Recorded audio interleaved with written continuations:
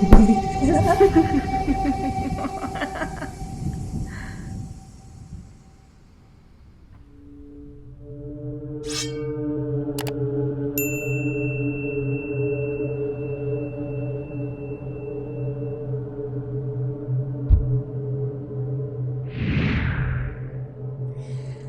वालेकुम मनहाज, मैं सारा हुसैन बात कर रही हूँ सऊदी अरब से। मेरा जो ननिहाल है बेसिकली वो वैसे ईरान से है, बट उन मेरे मामू मेरी खाला सबकी जो शादियाँ हुई हैं वो सब पाकिस्तानियों में हुई हैं। तो यहाँ पे मदीना में मेरे ननिहाल की रिहाइश थी। मदीना में सब रहते थे, मेरे नाना नानी, मेरे मामू लोग। तो मेरे 3 मामू हैं माशाल्लाह से। एक मामू जो हैं वो फैमिली से अलग रहते हैं, लाइक नाना नानी से अलग रहते हैं अपनी फैमिली के साथ, और 2 मामू मेरे नाना नानी के साथ रहते हैं। ये बात तब की है जब सऊदी अरब में नया नया टैक्स लगा था फैमिलीज़ के ऊपर, और काफ़ी सारी फैमिलीज़ जो हैं वो मूव कर गई थी पाकिस्तान और अपने अपने कंट्रीज़, बिकॉज़ फैमिलीज़ जो फैमिली वाले यहाँ पे मर्द हजरात थे वो इतना अफोर्ड नहीं कर सकते थे। तो सब ने प्लान किया कि वो लोग वापस अपनी कंट्रीज़ में मूव कर जाएंगे। तो इसी तरह जो मेरे नाना नानी के साथ जो 2 मामू रहते थे उनमें से एक जो मेरे बड़े मामू हैं, उन्होंने डिसाइड किया कि उनको भी पाकिस्तान मूव करना है, बिकॉज़ बच्चों की स्टडीज़ भी आगे कंटिन्यू करनी है, और उसके बाद उनका बिज़नेस वगैरह भी था वहाँ पे कराची में। तो इस सिलसिले में उन्होंने अपना प्लान बना लिया कि उनको मूव करना है। उसी के साथ साथ मेरे नाना नानी ने भी ये डिसाइड किया कि वो भी यहाँ से अपना इकामा वगैरह ख़त्म करके पाकिस्तान मूव कर जाएंगे मामू के साथ, और उम्रा के लिए वो विज़िट वीज़ा पे विज़िट किया करेंगे यहाँ पे। तो जो मेरे छोटे मामू थे उस टाइम काफ़ी अच्छी एक जॉब कर रहे थे यहाँ पे, तो उनको इतना कोई मसला नहीं आया। उनकी एक बेटी थी सिर्फ छोटी 9 से 10 महीने की, उसका नाम वर्द है। तो मामू ने कहा कि अभी जब तक मैं अफोर्ड कर सकता हूँ और जब तक अभी बच्ची छोटी है, उसकी स्टडीज़ वगैरह का भी इशू नहीं है, तो मैं यहीं पे अपनी जॉब कंटिन्यू करूँगा, उसके बाद देखेंगे। तो मेरे मामू और नाना नानी लोग मूव कर गए पाकिस्तान। उसके बाद मेरे मामू ने डिसाइड किया कि उनको वो घर छोड़ना है, क्योंकि वो उनके हिसाब से काफ़ी बड़ा था। तो उन्होंने डिसाइड किया कि उनको किसी छोटे घर में मूव करना है, बिकॉज़ उनको इतने बड़े घर की अभी ज़रूरत नहीं है। तो उन्होंने घर देखना शुरू कर दिया अपने ऑफ़िस के आसपास। तो यहाँ मदीना में एक एरिया है, उसका नाम अबू मरखा है। वो उस टाइम पे वो एरिया ऐसा था कि वो बिल्कुल नया-नया बन रहा था, वहाँ पे इतनी कोई ख़ास आबादी नहीं थी। वो एरिया आपको पड़ता था जब आप मदीना में एंटर होते हो बाय रोड, तो वो पहला एरिया था जो आपको वहाँ पे मिलता था। तो वहाँ पे कुछ ऑफ़िसेज़ थे और कुछ रिहाइशें थीं, सिर्फ़ उन फैमिलीज़ की जिनके ऑफ़िसेज़ थे वहाँ पे। तो मामू का ऑफ़िस भी वहीं पे था, तो मामू ने उसी जगह पे एक घर देखा। घर नहीं था बेसिकली, वहाँ पे कुछ बिल्डिंग्स थी जो मुकम्मल तौर पे आबाद नहीं थी। कुछ बिल्डिंग्स में फैमिलीज़ थी, कुछ खाली पड़ी हुई थी अभी। तो जिस बिल्डिंग में मामू को घर मिला वो 4 फ्लोर की बिल्डिंग थी और ऊपर एक छत थी। तो मामू को 3rd फ्लोर पे एक अपार्टमेंट मिला, और 3rd फ्लोर पे सामने वाला जो अपार्टमेंट था वहाँ पे भी एक फ़ैमिली रहती थी इजिप्शियन। उनके कोई बच्चे नहीं थे, सिर्फ मियाँ और बीवी 2 लोग थे वो। तो मेरे मामू वहाँ पे शिफ्ट हो गए, और वो पूरा एरिया बहुत सुनसान था। गिने चुने लोग थे वहाँ पे, कोई बच्चा नहीं था, कोई शोर नहीं होता था पूरा दिन। तो उसी दौरान मेरी जो मामी है उन्होंने अपना दूसरा बेबी एक्सपेक्ट करी थी वो, और अनफॉर्चुनेटली वो मिसकैरेज हो गया, अल्लाह को मंजूर नहीं था। तो मेरी मामी जो है हॉस्पिटल में शिफ्ट हो गई, बट उसी दौरान उनकी तबीयत कुछ इस तरह ख़राब हो गई कि उनको आईसीयू में शिफ्ट कर दिया गया। तो पीछे जो है वो मेरे मामू काफ़ी परेशान थे, क्योंकि उनकी जॉब प्लस उनकी छोटी बेटी जो सिर्फ 9-10 महीने की थी। तो मामू ने मेरी अम्मी को कॉल की कि बाजी आप लोग आ जाएं कुछ दिनों के लिए, जब तक उनकी मिसेस हॉस्पिटल में है, आप आके यहाँ पे रह लें ताकि मैं अपनी जॉब कंटिन्यू कर सकूँ और वर्दा को पीछे कोई देखने वाला हो। तो हम लोग अम्मी के साथ सब मदीना चले गए मामू के घर, और कुछ दिन मामी हॉस्पिटल में रहीं और हम लोग भी वहीं पे रहे। और जब मामी थोड़ी बेहतर हो गई और उनको हॉस्पिटल से डिस्चार्ज कर दिया गया तो वो घर आ गई। उसके बाद हम लोग कुछ दिन वहाँ पे रहे, और उसके बाद मेरी अम्मी ने प्लान किया कि अब हम लोगों को वापस चलना चाहिए रियाद। तो मेरे मामू ने मेरी अम्मी से रिक्वेस्ट की कि आप किसी भी एक बच्ची को यहाँ पे छोड़ जाएं, बिकॉज़ अभी भी उनकी मिसेस की तबीयत इतनी ठीक नहीं है कि वो वर्दा को लुक आफ्टर कर सकें, बिकॉज़ 9-10 महीने का बच्चा अटेंशन मांगता है। उस टाइम उसको शैतानी करने वाली उम्र होती है उसकी, तो उनकी मिसेस इतना नहीं कर पा रही, अभी काफ़ी वीक हैं वो। तो अगर पॉसिबल हो तो कोई एक बच्ची जो है यहाँ पे छोड़ जाए। तो मैं उस टाइम अपनी टीनेज में थी और काफ़ी एक्साइटेड थी कि हाँ चलो, मुझे कुछ दिन यहाँ पे रहने को मिल जाएगा और मैं अकेली रहूँगी। मामी तो वैसे भी बीमार हैं, वो उनका कोई इतना ख़ास होगा नहीं मेरी तरफ अटेंशन वगैरह, तो मैं बस यहीं पे रह जाऊँ किसी भी तरह करके। मैंने अम्मी को फ़ोर्स किया कि मुझे यहाँ पे छोड़ जाए, मैं वर्दा का ख्याल रखूँगी, मैं मामी का ख्याल रखूँगी। तो मेरी अम्मी मान गई कि ठीक है, सारा आप लोगों के साथ रह लेगी जब तक ज़रूरत है। उसके बाद जब मामी बिल्कुल ठीक हो जाएंगी तो सारा जो है वो वापस आ जाएगी हमारे घर। तो मैं खुशी खुशी वहाँ पे ही रुक गई और मेरी अम्मी लोग सब चले गए। कुछ दिन तक मामू की भी रूटीन सेट हो गई और हम लोगों की रूटीन, मेरी बेसिकली रूटीन यही होती थी कि कुछ दिन जब तक मेरी मामी बिल्कुल फिट नहीं हुई तब तक तो मैं दिन में जागती थी। मेरी सोने जागने की रूटीन बिल्कुल ठीक थी। मैं वर्दा को देखती थी, उसका ख्याल रखती थी और मामी के खाने पीने का, घर की सफाई, सारा कुछ कर रही थी। फिर आहिस्ता आहिस्ता जब मामी ने रिकवर कर लिया एंड वो बिल्कुल ठीक हो गई, वो अपनी बेटी को भी देख रही थी, घर को भी देख रही थी, तो उसके बाद मेरी रूटीन ख़राब होना शुरू हो गई। बिकॉज़ मेरी रूटीन ये थी कि मैं पूरी रात बैठ के PS पे गेम खेलती थी अपने फ्रेंड्स के साथ और फिर मैं पूरा दिन सोती थी। मेरी ये रूटीन थी वहाँ पे। तो मामी मेरी अक्सर हँसा भी करती थी कि तुम्हारी माँ यहाँ पे मेरे मेरे लिए तुम्हें छोड़ के गई है एंड मैं यहाँ पे तुम्हारी कर रही हूँ बजाय इसके कि तुम मेरी खिदमत करो। तो मेरी रूटीन वो ख़राब, बस रात को जागना, मगरिब इशा में जाग जाना, फिर उसके बाद पूरी रात जागना, फिर अगले दिन जो है ना दोपहर तक सो जाना। फिर उसके बाद हम लोगों की रूटीन में एक चीज़ ये ऐड होगी कि हम लोग नीचे जाया करते थे बकाला सुपरमार्केट। तो मुझे बिकॉज़ रात को जागना होता था तो मुझे अपनी खाने पीने की चीज़ें लेनी होती थी। तो हम लोग रात को बाय वॉक जाया करते थे बकाले पे, जो 6 टू 7 मिनट्स की वॉक थी हमारी बिल्डिंग से बकाले तक की। बट एक चीज़ वहाँ पे बुरी ये थी कि वहाँ पे एक तो रोड नहीं बने हुए थे और हम लोगों को वो टेढ़े-मेढ़े पत्थरों के ऊपर चल के जाना पड़ता था। और दूसरा ये कि वहाँ पे लाइट भी नहीं थी। हम लोग अपनी बिल्डिंग से निकलते थे तो उस बिल्डिंग की रोशनी से लेके जो सुपरमार्केट जो वहाँ पे थी हमारे घर के पास, हम लोगों को बीच में बस वही नज़र आता था कि वो दूर एक जो लाइट नज़र आ रही है, वहाँ पे हमें अंधेरे में चल के जाना है और वो मार्केट है, वहाँ से हमें फिर अपनी बिल्डिंग की लाइट को देख के हमें इधर चल के आना है। तो ये हिसाब था बीच में चल के जाने का। 6-7 मिनट आप बिल्कुल अंधेरे में चलते हुए जाते थे बिल्कुल स्ट्रेट। तो हम लोग वर्दा को भी उठा लेते थे। अब वर्दा का ये सीन था कि हम उसकी वॉकर नहीं लेके जा सकते थे क्योंकि रोड नहीं था। तो हम वर्दा को उठा लेते थे, कभी मैं उठाती थी, कभी मेरी मामी उठाती थी। तो कभी हम लोग उसको बीच में खड़ा करके, एक तरफ से मेरी मामी हाथ पकड़ती थी उसका, एक तरफ से मैं हाथ पकड़ती थी। हम उसको उठा के चला के उसकी प्रैक्टिस भी करा रहे होते थे, हम उसको चला के लेके जाते थे बकाले तक। फिर वापसी में थोड़ा बहुत उठा लिया और क्योंकि फिर हमारे हाथ में शॉपर्स भी होते थे तो हम फिर वही सीन करते थे कि वर्दा को जो है ना हम बीच में खड़ा करके उसको चला के वापस लेके आते थे।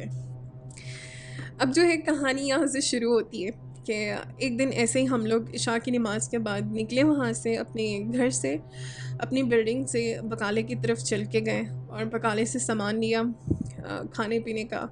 और वापस आते हुए वही हमारे हाथ में शॉपर्स वगैरह थे। हमने वर्दा को बीच में खड़ा किया, एक मैंने वर्दा का हाथ पकड़ा, एक उसकी अम्मी ने पकड़ा। तो जो वो 6-7 मिनट की वॉक थी, काफ़ी अनयूजुअल हरकतें कर रही थी वर्दा कि वो बार बार पीछे मुड़ के देख रही थी, जिसकी वजह से वो बैलेंस चल नहीं पा रही थी, वो घिर रही थी।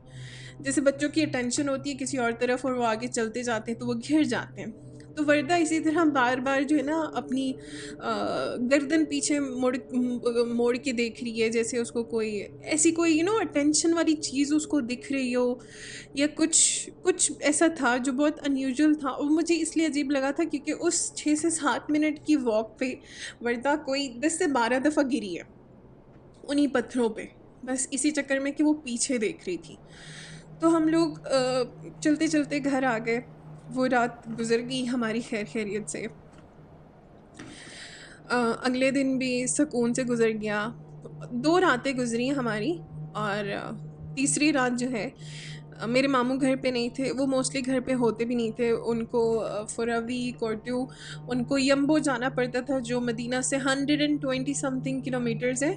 तो अपनी जॉब के सिलसिले में वो ज़्यादातर उधर जाया करते थे, और 2-2 3-3 दिन जो है वो घर पे नहीं आया करते थे। तो मैं रात को गेम खेल रही थी, ऑलमोस्ट कोई रात को 2 बज रहे थे।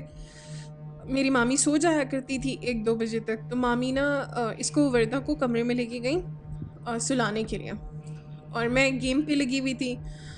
तो अचानक से ना 20 से 25 मिनट बाद मेरी मामी जो है मेरे कमरे में आई, तो कहती हैं इधर आओ मेरे साथ। तो मैंने गेम पॉज की और मैं चली गई। मैं जब उनके कमरे में गई तो उनके कमरे में वैसे अंधेरा होता था, लेकिन वर्दा अंधेरे में सोती नहीं थी, तो मामी के रूम का जो लैंप लाइट है वो ऑन रहता था वर्दा के लिए। तो जब मैं कमरे में एंटर हुई तो मैंने एंटर होते ही राइट साइड पे देखा जहाँ पे उनका बेड था। तो आई थॉट कि शायद वर्दा बहुत कोई क्यूट हरकत करी होगी, जिसकी वजह से मामी ने बुलाया, क्या हो देखो मेरी बेटी कितनी प्यारी लग रही है। तो मैं एंटर हुई तो बेड पे देखा, तो वो बेड पे वर्दा नहीं थी।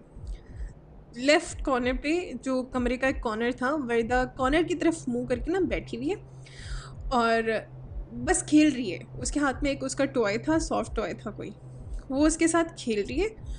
और जैसे बच्चे उस टाइम पे बात करते ना अपनी ज़बान में, वैसे बात कर रही है। तो मैंने कहा जी मामी क्या हो गया, बैठी हुई है। तो कह रही है इसको मैंने अपने साथ सुलाया और मेरी 2 मिनट आँख लगी है, और जब मैंने उठ के देखा है तो वर्दा बेड से नीचे कॉर्नर में जाके बैठी हुई है। तो मैंने कहा इसमें क्या चीज़ स्ट्रेंज है।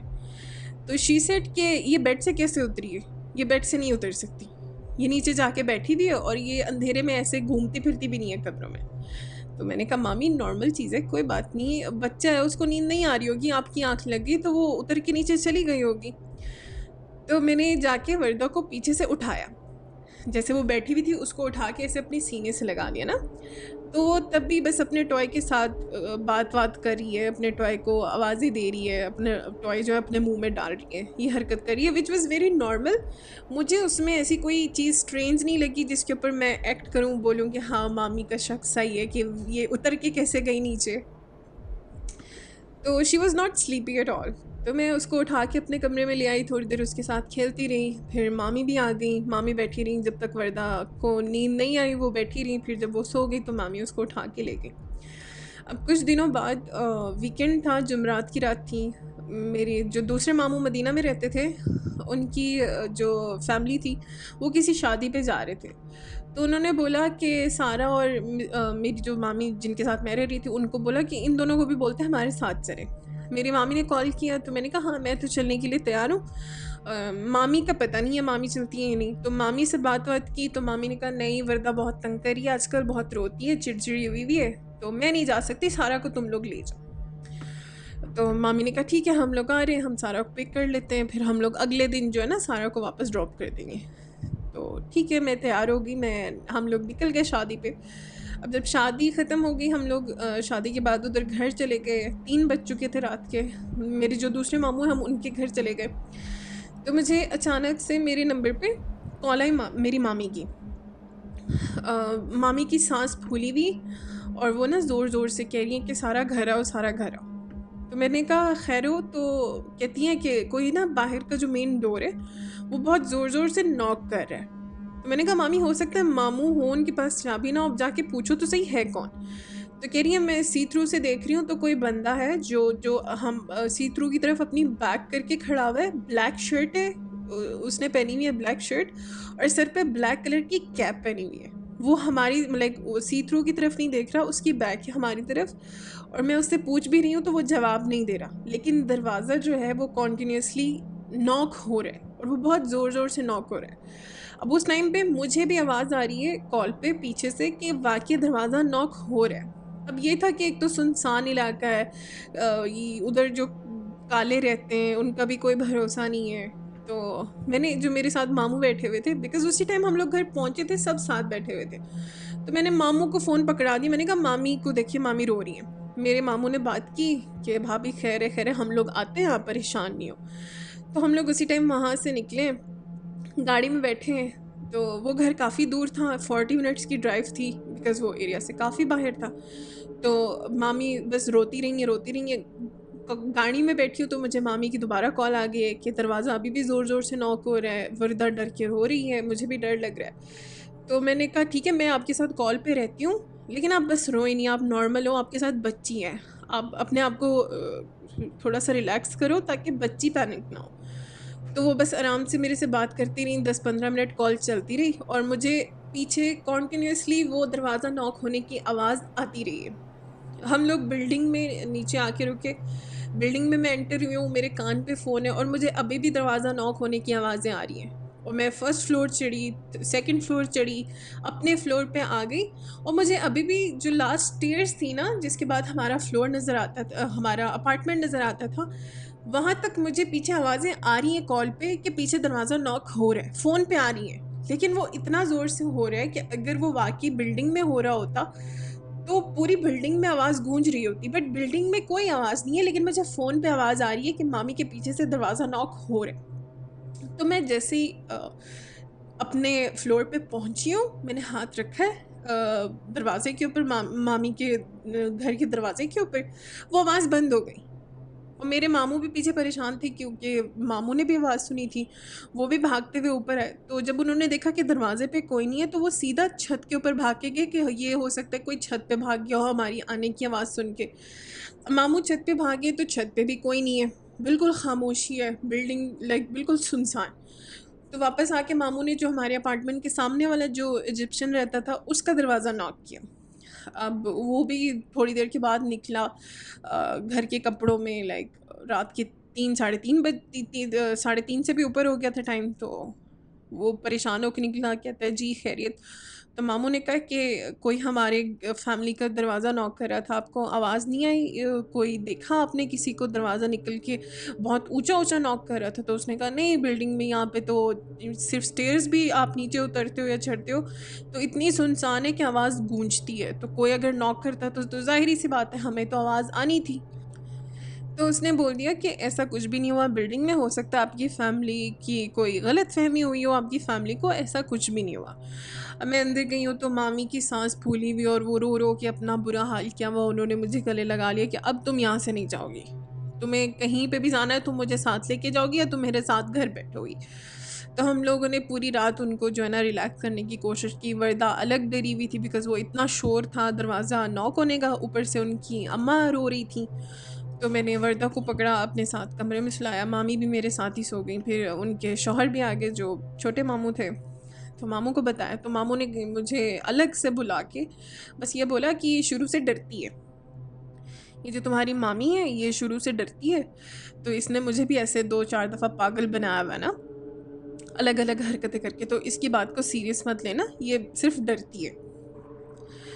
तो मैं उस चीज़ को मान भी लेती, लेकिन जो मैंने आवाज़ें दरवाज़ा नॉक होने की सुनी थी, मैं उस चीज़ को हज़म नहीं कर पा रही थी कि वो आवाज़ तो मैंने ख़ुद सुनी है। अब ऐसा भी नहीं है कि मामी खुद खड़ी होकर दरवाज़ा नॉक कर रही हो और कह रही हो कि देखो दरवाज़ा नॉक हो रहा है। बिल्डिंग में कोई आवाज़ नहीं थी एंटर होते ही, जबकि मुझे फ़ोन पे वो आवाज़ें आ रही थी। फिर उसके बाद कुछ दिन गुज़र गए, सुकून हो गया। हम लोगों ने बकाला जाना भी छोड़ दिया बिकॉज़ वो रास्ता काफ़ी सुनसान था और मुझे भी उसके बाद से आई बी ऑनेस्ट डर थोड़ा बहुत लगना शुरू हो गया था। तो हमें कुछ भी चाहिए होता तो या तो हम लोग मामू के साथ गाड़ी में बैठ के जाते थे या फिर उनको बता देते थे, वो लेते आते थे। तो ये हम लोगों की रूटीन चलना शुरू हो गई। 2-4 दिन गुज़रे सुकून से। हम लोग रात को टीवी देख रहे थे, मैं, मामी और वर्दा बैठ के टीवी देख रहे थे। वर्दा अपना खेल रही थी, तो दरवाज़ा बाहर का जो मेन डोर था वो नॉक हुआ। बेल नहीं बजी, नॉक हुआ।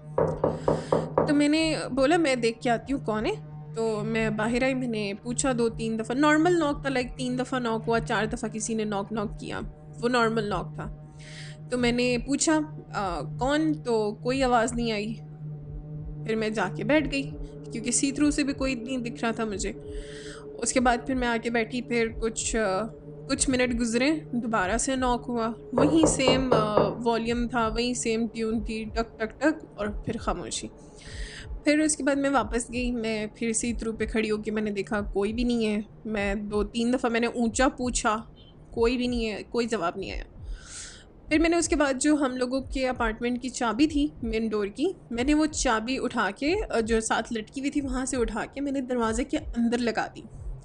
ये होता है ना कि जब एक साइड से चाबी लगी होती है तो दूसरे साइड से आप चाबी लगा के दरवाज़ा नहीं खोल सकते। तो आई डोंट नो मेरे माइंड में क्या आया उस टाइम, मैंने वो चाबी निकाल के इधर लगा दी कि अगर कोई आएगा भी ना तो वो मामू लोगों में से कोई आएगा तो उसको हमें फ़ोन करना पड़ेगा कि दरवाज़ा खुल नहीं रहा, चाबी लगाई हुई है, आके दरवाज़ा खोलो या चाबी निकालो।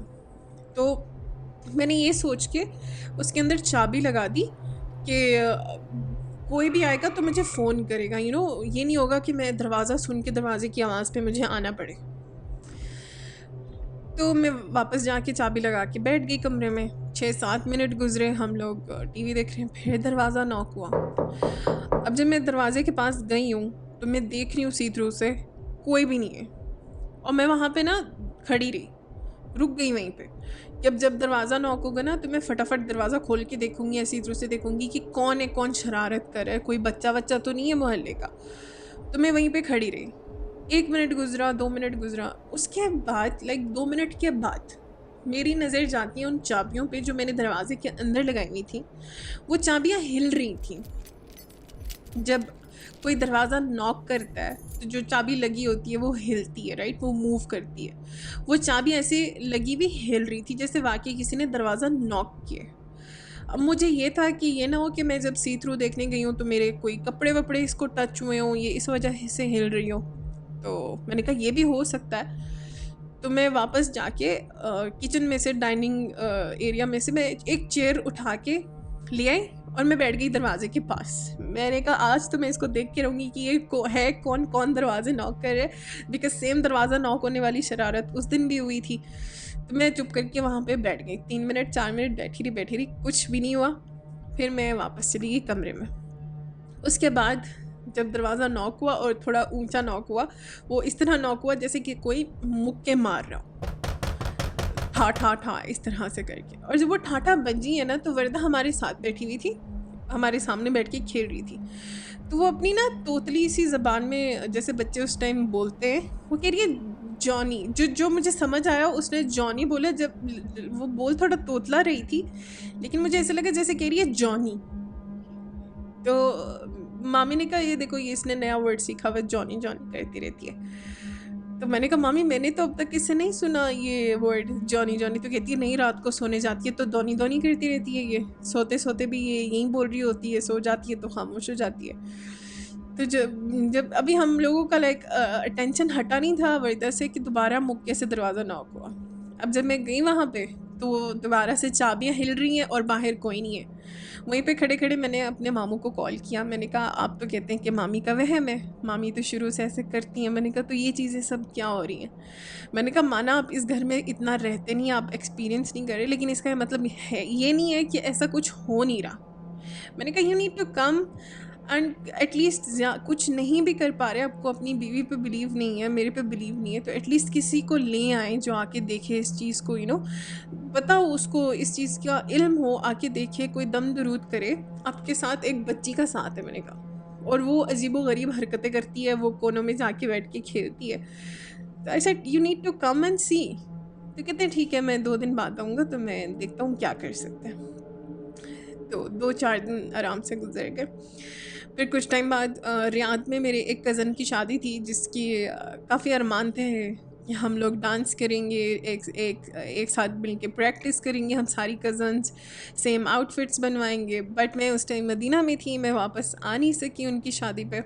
और तो उस रात में काफ़ी रोई कि ये तो हमारे फेवरेट कज़न की शादी थी, इसके लिए तो हमारे इतने सारे प्लान्स थे। तो I am very sad you.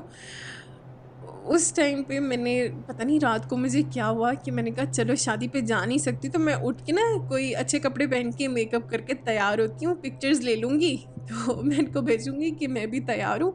तो मुझे ना पिक्चर्स वगैरह तुम लोग भी टाइम टू टाइम सेंड करना।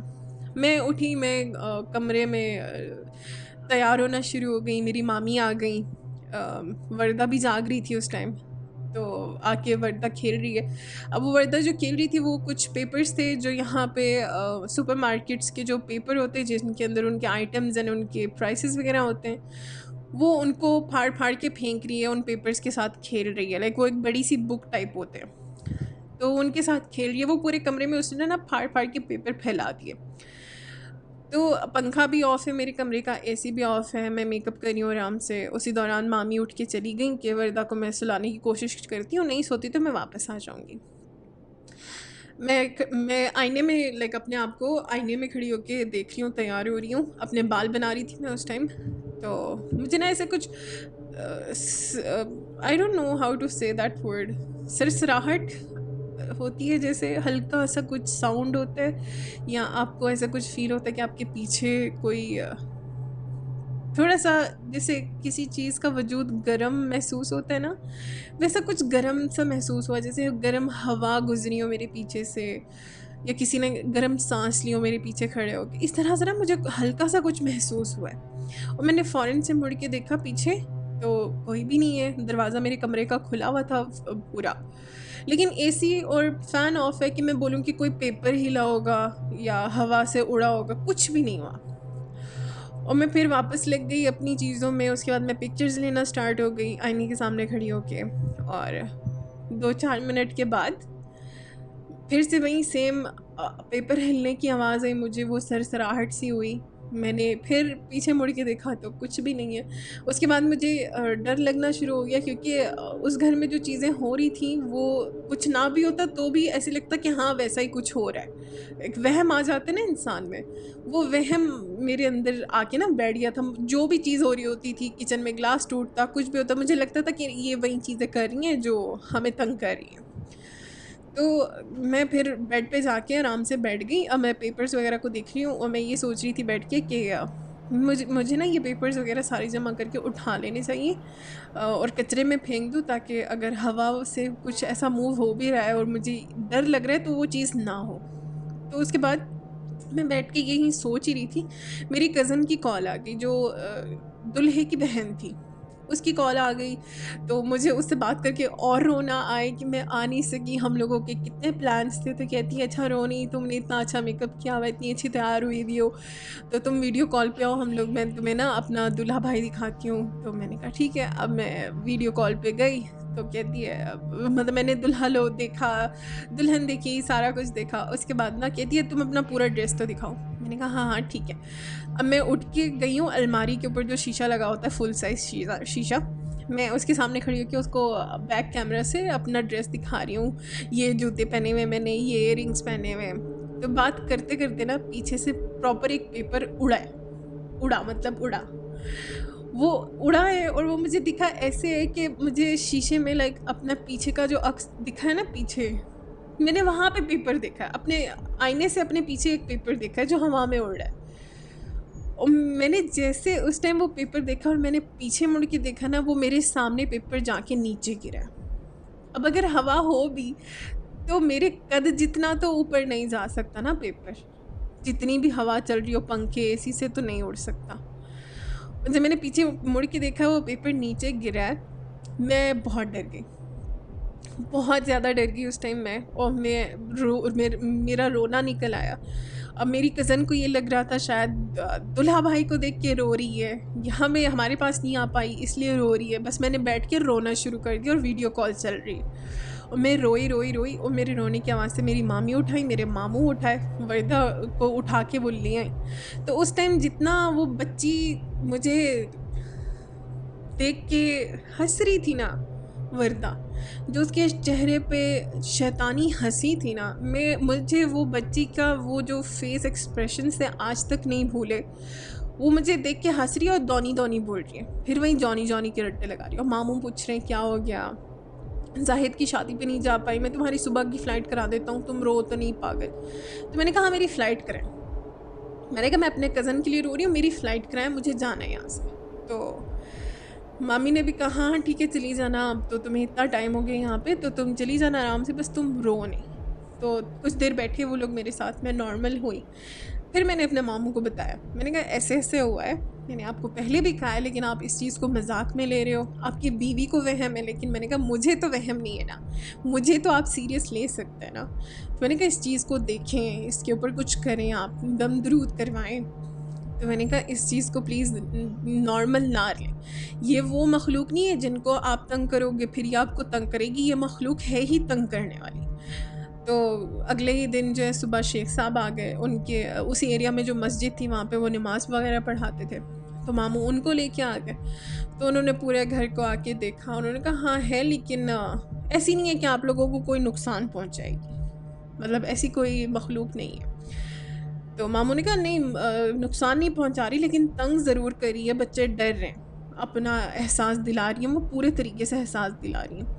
तो उन्होंने कहा ठीक है मैं पढ़ाई वढ़ाई कर देता हूँ, इसके बाद इंशाल्लाह वो चीज़ें भी नहीं होंगी। तो खैर मेरी तो उसी दिन शाम की फ़्लाइट थी, वो दम दरूद करके गए, पानी छिड़क के गए घर के कोनों कोनों में, और शाम को मैंने अपनी पैकिंग चेकिंग की और मेरी फ़्लाइट थी और मैं वापस आ गई।